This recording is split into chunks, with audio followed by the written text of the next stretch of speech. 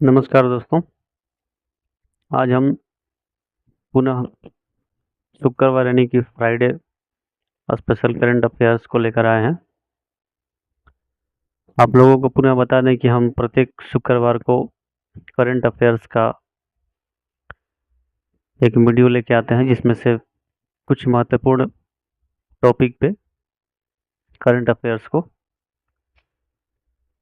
उसके बेस पे रखा जाता है, जैसे कि वो परीक्षा के व्यू से इम्पोर्टेंट हो और आने की उसकी भरपूर संभावनाएं हो। ठीक है, तो आप लोगों से यही कोशिश है कि आप इसको अधिक से अधिक देखें और अपने परीक्षा की तैयारी में इसको उपयोग में लाएं। तो चलिए हम शुरू करते हैं। करंट अफेयर्स, जैसा कि आप लोगों को मैंने बता रखा है कि आज के डेट का जो इम्पोर्टेंस है इसका, आप मान के चलिए कि यदि मैथ, रीजनिंग और जीके जीएस और करंट अफेयर्स इन 4 विषयों से यदि प्रश्न आते हैं तो उसमें से आप मान के चलें कि 10 से 12 प्रश्न तो करंट अफेयर्स के होते ही होते हैं। ठीक है, और उसका इम्पोर्टेंस ये है कि ये आपका जो है मेरिट बना सकता है। मैथ, रीजनिंग, जीके जीएस आप लगा लेंगे, लेकिन आपको करंट अफेयर्स के लिए प्रॉपर याद होना चाहिए कि क्या आंसर होगा, और इसके लिए आपको डेली करंट अफेयर्स कम से कम 10 से 20 डेली लिखना और पढ़ना होता है। ठीक है, तो उसी कड़ी में हम ये कोशिश करते हैं कि अपने यूथ एजुकेशन एसोसिएशन जो चैनल है इसके माध्यम से हम आपको कुछ सपोर्ट करें। तो चलिए देख लेते हैं आज का करंट अफेयर्स का जो पॉइंट्स है। पहला ही है राष्ट्रीय हल्दी बोर्ड। ठीक है, इसका स्थापना जो है नई दिल्ली में किया गया था, लेकिन इसका मुख्यालय जो है हाल ही में निजामाबाद तेलंगाना में बनाया गया है। ये इम्पोर्टेंस है, इसी वजह से हमने इस टॉपिक को रखा हुआ है। राष्ट्रीय हल्दी बोर्ड का जो मुख्यालय बना है हाल ही में निजामाबाद तेलंगाना में बना है। ठीक है, आगे देखते हैं हल्दी के बारे में। हल्दी करकुमा लौंगा पौधे का एक भूमिगत क्या है, ये तना है। ठीक है, जो जिंजर परिवार जिंगिबरेसी की एक प्रजाति है। ठीक है, इसका पीला रंग जो है करक्यूमिन की वजह से होता है, आप इसको याद रखेंगे, ये आपसे बायोलॉजी में पूछ सकता है। भारत विश्व में हल्दी का सबसे बड़ा उत्पादक, उपभोक्ता और निर्यातक है। ठीक है, सभी है, यानी उत्पादक भी है, उपभोक्ता भी है और निर्यातक भी है।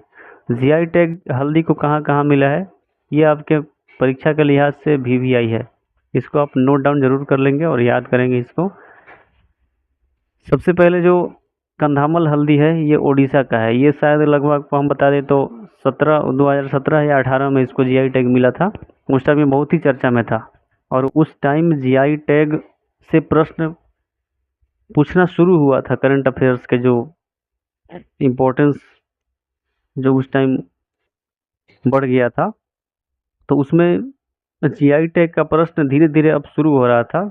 जो भी एग्जाम हो रहे थे, जैसे ग्रुप डी, रेलवे का, एएलपी का, एनटीपीसी का, ठीक है, उसमें करंट अफेयर्स का अभी शुरू हो रहा था कि मतलब वहाँ से अब करंट अफेयर्स धीरे धीरे उसका वेटेज जो है वो बढ़ा रहे थे एग्जामिनर। ठीक है, उसी टाइम में एक था ईरोड हल्दी, ये कहाँ का है, तमिलनाडु का। ठीक है, हाल फिलहाल का हम देखें तो लाकाडोंग हल्दी कहाँ का जीआई टैग मिला है, तमिलनाडु में इसको जीआई टैग मिला है। अगला है अरमूर हल्दी, निजामाबाद तेलंगाना। ये हाल फिलहाल का जो हमने टॉपिक लिया है उसी के से रिलेटेड ये है, तो वहाँ का जो अरमूर हल्दी है उसको जीआई टैग मिला हुआ है। ठीक है, निजामाबाद तेलंगाना में।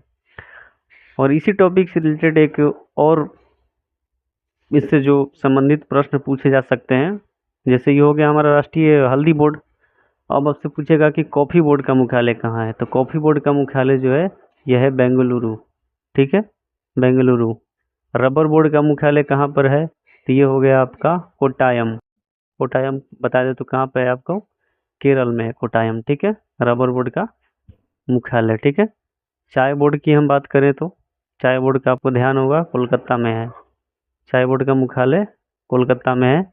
और तंबाकू बोर्ड का मुख्यालय कहाँ पर है, तो ये आपका हो जाएगा गुंटूर गुंटूर शायद आंध्र प्रदेश में है, आपको सर्च कर लेंगे एक बार, थोड़ा सा ध्यान से हट रहा है मेरा। तंबाकू बोर्ड कहाँ पे है? गुंटूर, और शायद आंध्र प्रदेश है, इसको सर्च कर लेंगे आप।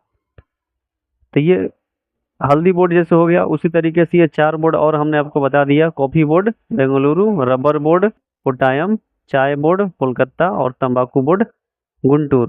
ठीक है, नीचे आंसर दिया हुआ है, देख लेंगे आप।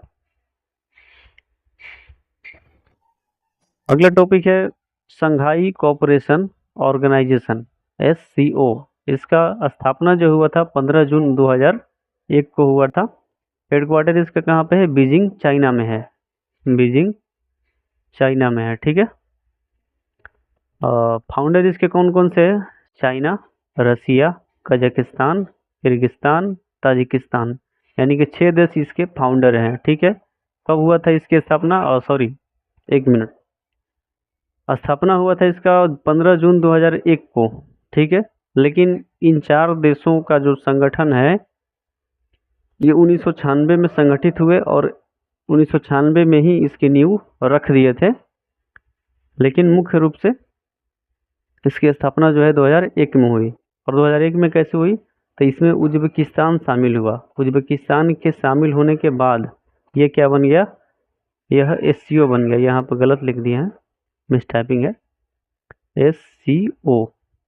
ठीक है, देखिए जब इसमें उज्बेकिस्तान शामिल हो गया तब ये बन गया SCO, यानी कि संघाई कोऑपरेशन ऑर्गेनाइजेशन।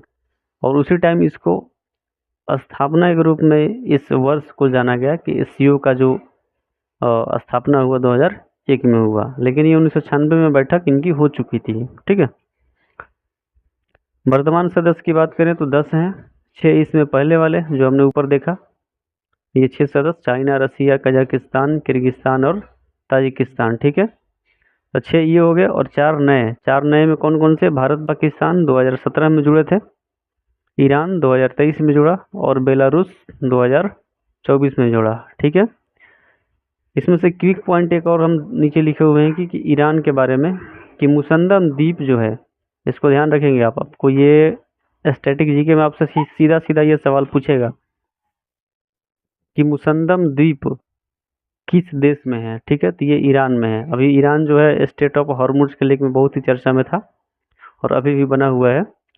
तो उसी में एक ईरान के दक्षिण में ये द्वीप है मुसंदम द्वीप, जो कि स्टेट ऑफ हॉर्मुज के साथ लगता है। ठीक है, इसलिए ये चर्चा में था, तो हमने इसको यहाँ पर नोट डाउन करा दिया आपको। ठीक है, तो ये होगा हमारा आज का करंट अफेयर्स का शॉर्ट वीडियो। ठीक है, आशा है आप लोगों को ये पसंद आ रहा होगा।